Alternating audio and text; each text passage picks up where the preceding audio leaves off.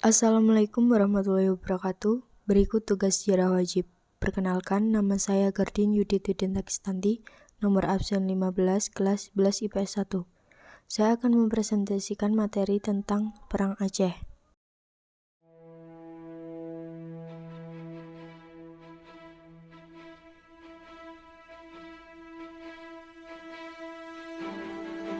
Tak lepas dari kisah-kisah heroik. Tak hanya soal kepahlawanannya, tapi jalan cerita mereka saat berjuang juga terekam zaman sebagai bentuk peperangan yang luar biasa dahsyatnya. Hal ini salah satunya tergambarkan pada Perang Aceh di 26 Maret 1873 silam. Sikap arogan Belanda yang menerjunkan militernya untuk menguasai Aceh membuat masyarakat setempat tersulut amarahnya dan kemudian memutuskan untuk berperang. Pertempuran demi pertempuran berdarah tersaji di kedua belah pihak. Sengitnya perlawanan pada pejuang Aceh membuat militer Belanda kewalahan hingga perang pun berlarut-larut selama 30 tahun lebih. Dengan Belanda yang hendak memaksakan Kesultanan Aceh untuk mengakui Hindia Belanda menjadi awal konflik yang kelak menjadi peperangan berdarah dan terlama sepanjang sejarah bangsa ini. Karena ditolak mentah-mentah, Belanda pun akhirnya menyatakan perang terhadap Aceh.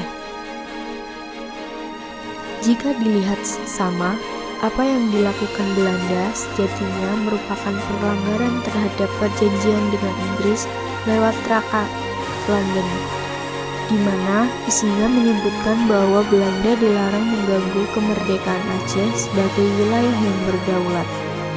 Karena dilanggar, perang pun berkobar tak lama kemudian. Belanda sebagai pihak yang menyatakan perang mengerahkan ribuan tentara yang terdiri dari tamtama, bintara, hingga perwira. Beberapa dari divisi militer yang diterjunkan bahkan telah dilengkapi dengan senapan laras panjang modern merek Beaumont yang sudah menggunakan teknologi pengisian misil dari belakang. Meski demikian, para pejuang Aceh yang dikenal gagah berani tak merasa gentar dengan hal tersebut. Peperangan berjalan sengit hingga membuat pihak Belanda kewalahan. Terlebih, pasukan Aceh diuntungkan dengan topografi daerahnya yang didominasi pantai berawa-rawa dengan pepohonan yang tinggi menjulang. Hal ini menjadi keuntungan tersendiri bagi perjuangan mereka. Gelombang Perang Aceh pertama dipimpin oleh Jenderal Colher, di mana militer Belanda menurunkan sebanyak 3.000 prajurit. Serangan ini kemudian berhasil dipatahkan dan berujung tewasnya Colher di tangan pasukan Aceh pada 14 April 1873. Tak patah arang, Belanda kembali melancarkan serangan dengan mengerahkan 8.000 tentaranya. Untuk serangan kedua kali ini, Letjen Van Swieten menjadi pucuk pimpinan tertinggi.